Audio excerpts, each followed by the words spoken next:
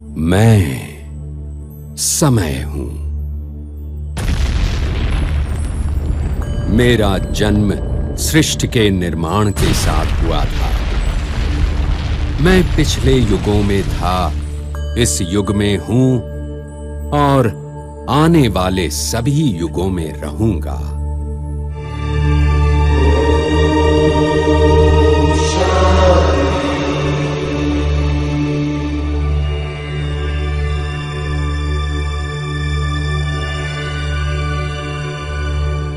ओम शांति।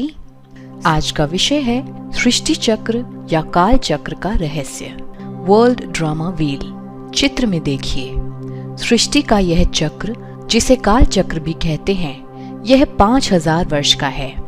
शिव भगवान उवाच, आप इस ज्ञान को सीखने पहली बार नहीं आए हैं।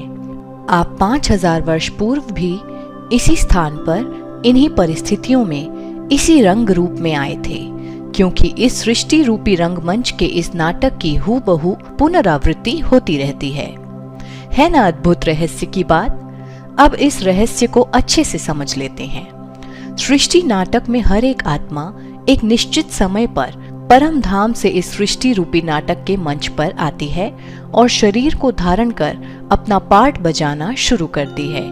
इस काल चक्र के 4 भाग हैं। जैसा कि पिक्चर में दिखाया है, सबसे पहले सतयुग और त्रेता युग के सुंदर दृश्य सामने आते हैं और इन 2 युगों की सुखपूर्ण सृष्टि में पृथ्वी मंच पर सिर्फ आदि सनातन देवी देवता धर्म वंश की मनुष्य आत्माओं का पाठ होता है। इस समय अन्य सभी धर्म की आत्माएं परम धाम में होती हैं। सतयुग त्रेता युग में सभी मनुष्य नेचुरल ही आत्मिक स्मृति में रहते हैं। सभी सुखी और संपन्न रहते हैं, प्रेम और शांति से रहते हैं। द्वापर युग से सृष्टि रजोगुणी होती है और अन्य धर्मों की स्थापना शुरू होती है। यह धर्म रजोगुणी अवस्था में है। शुरू में इब्राहिम से इस्लाम धर्म, फिर बुद्ध से बौद्ध धर्म, फिर क्राइस्ट से क्रिश्चियन धर्म और गुरु नानक देव जी द्वारा सिख धर्म की स्थापना होती है। यह धर्म स्थापना करने वाली आत्माओं को धर्मपिता कहते हैं। ये सभी मुख्य धर्मपिताएं दुनिया के ड्रामा के मुख्य एक्टर्स हैं। इनके धर्म की आत्माएं आकर अपने धर्म पिता के साथ मिलकर अपना धर्म स्थापन करती हैं। इनके अतिरिक्त संन्यास धर्म के स्थापक शंकराचार्य, मुसलमान धर्म वंश के स्थापक मोहम्मद तथा सिख धर्म के संस्थापक नानक जी भी इस विश्व नाटक के मुख्य नाटक एक्टरों में से एक हैं। द्वापर से भगवान को लेकर अनेक मतांतर प्रारंभ हुए, जिसके कारण और देहभान के कारण द्वापर युग तथा कलयुग की सृष्टि में अशांति और लड़ाई झगड़ा तथा दुख होता है। इस प्रकार से अनादि और पूर्व निश्चित यह सृष्टि नाटक चक्र हर 5000 वर्षों में पूरा होता है। इस ड्रामा चक्र को 4 बराबर भागों में बांटा गया है तथा प्रत्येक युग की आयु 1250 वर्ष है। कलयुग के अंत और सतयुग की शुरुआत के बीच 100 वर्ष के समय को पुरुषोत्तम संगम युग कहा जाता है। इस युग में ही परमात्मा शिव आकर युग परिवर्तन का दिव्य कर्तव्य निभाते हैं। 4 युगों को मिलाकर एक कल्प कहा जाता है। सृष्टि चक्र की खासियत यह है कि यह जैसा बना है वैसा ही हूबहू एक्यूरेट चलता है। इसलिए परमात्मा कहते हैं, जो भी हो रहा है वह नथिंग न्यू। सब सीन हूबहू रिपीट होते रहते हैं। जिस प्रकार इस दुनिया के फिल्म में एक रील रिकॉर्ड होती है, फिर उसे जितनी बार चलाएंगे वह वैसे ही चलती है। यह सृष्टि नाटक का ज्ञान बुद्धि में रखने वाले अपने स्वयं के पार्ट को और दूसरों के पार्ट को भी साक्षी हो देखते हैं। इसलिए वह दुखी होने की बजाय सुख का अनुभव करते हैं। जैसे गीता में भी कहा गया है कि जो योगी संसार को साक्षी हो देखता है और तनिक भी विचलित नहीं होता, उसे स्थित प्रज्ञ कहा जाता है। सृष्टि चक्र स्वास्तिका के रूप में समझाया है। स्वास्तिक अर्थात शुभ अस्थि। हिंदुओं में नारायण के हाथ में भी स्वदर्शन चक्र इस सृष्टि रूपी नाटक चक्र के ही घूमने का प्रतीक मात्र है। स्वास्तिक का चिन्ह इसी सुदर्शन चक्र का प्रतीक चिन्ह है। संसार की हिस्ट्री ज्योग्राफी लाखों अरबों वर्ष की है, यह मान्यता असत्य है। अभी टाइम बहुत निकट आता जा रहा है। अभी के भयावह समय को पूरी तरह समझते हुए और दुनिया की हालत, वर्तमान आसार, चिन्ह आदि देखते हुए समझ लो कि अभी यह पुरानी दुनिया का अंत का समय चल रहा है। ऐसा भी नहीं कि जैसा शास्त्रों में लिखा है कि यह सृष्टि चक्र लाखों या अरबों वर्ष का है और ये दुनिया अरबों वर्षों से चली आ रही है। अरबों वर्षों का होता तो पता नहीं आज मनुष्यों की संख्या कितनी हो जाती। यह एक विचारणीय तथ्य है। कहते हैं क्राइस्ट से पहले दुनिया की संख्या लाखों में ही थी और अब देखो करोड़ों में हो गई है। यदि अरबों वर्षों की सृष्टि होती तो यह संख्या कितनी हो जाएगी। अभी ही कई मनुष्य खाने और रहने की व्यवस्था के लिए तंग हो गए हैं। ऐसे ही अरबों वर्ष चलता तो पता नहीं दुनिया की हालत क्या होती। इसलिए ऐसा नहीं है कि यह सृष्टि चक्र अरबों वर्षों से चला आ रहा है।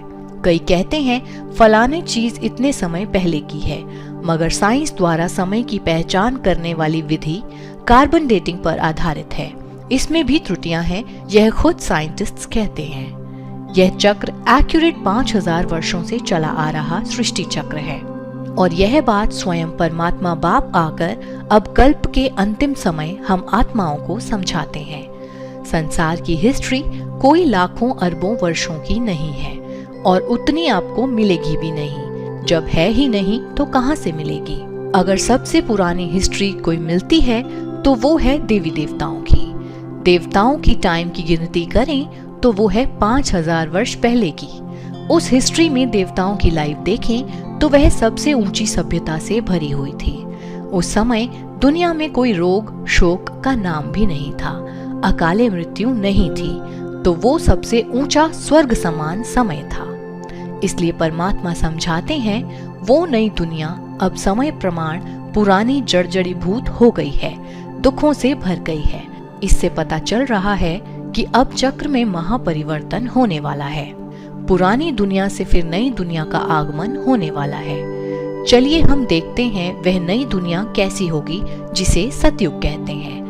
हम आपको यह खुशखबरी सुना रहे हैं कि यह चित्र में दिखाई जाने वाली स्वर्णिम सुंदर स्वर्गीय दुनिया के धरा पर आने का समय निकट है और ऐसी दुनिया हमारे भारत में ही बनेगी।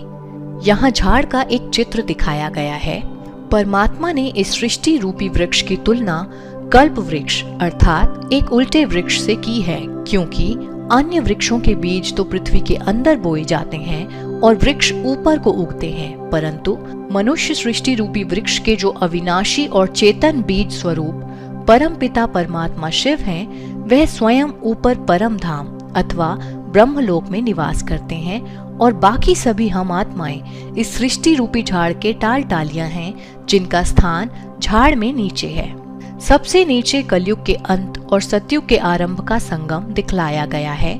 वहाँ श्वेत वस्त्रधारी प्रजापिता ब्रह्मा, जगदम्बा सरस्वती तथा कुछ ब्राह्मणियां और ब्राह्मण सहज राजयोग की स्थिति में बैठे हैं। इस चित्र द्वारा यह रहस्य प्रकट किया जाता है कि कलयुग के अंत में अज्ञान रूपी रात्रि के समय सृष्टि के बीज रूप कल्याणकारी ज्ञान सागर परम पिता परमात्मा शिव ने आकर नई और पवित्र सृष्टि रचने के संकल्प से प्रजापिता ब्रह्मा के तन में अवतरित हुए और उन्होंने प्रजापिता ब्रह्मा के कमल मुख द्वारा मूल गीता ज्ञान तथा सहज राजयोग की शिक्षा दी, जिसे धारण करने वाले नर नारी पवित्र ब्राह्मण कहलाए। ये ब्राह्मण और ब्राह्मणियां सरस्वती इत्यादि, जिन्हें ही पांडव सेना और शिव शक्ति भी कहा जाता है, यह प्रजापिता ब्रह्मा के मुख से ज्ञान द्वारा उत्पन्न हुए हैं। इस छोटे से युग को संगम युग कहा जाता है। यह युग सृष्टि का धर्माऊ युग भी कहलाता है और इसे ही पुरुषोत्तम युग अथवा गीता युग भी कहा जा सकता है। ओम शांति।